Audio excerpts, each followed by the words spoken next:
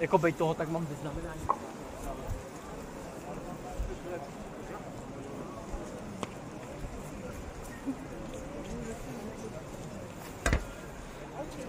Já ho ještě pochovám. To si mám ukázat. To je náš plišáček.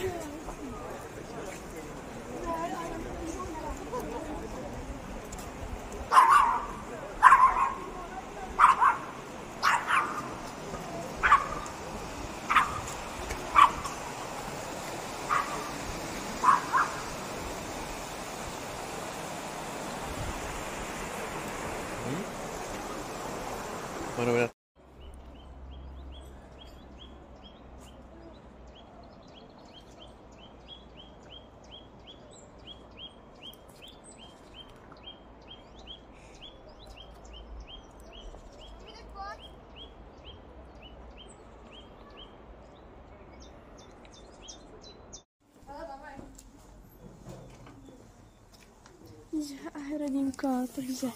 Nemohu teď. Máš čekat na pivo, co? Ne.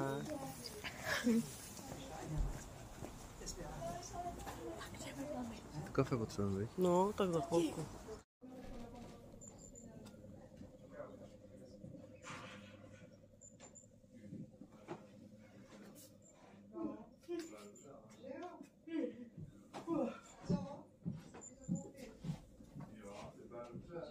Fakt starý zámeček? Podání z toho. Nejde se zase dolů. Tak dneska máme, teď podvečer děláme si topinky s česnekem jenom a se sýrem a pak budeme se ještě projít. No, to je. A Daneček dělá ještě mletou s těstovinama z domova. Mňam, dostali jsme chuť na topinky. To je jako rozezí. Tak čau.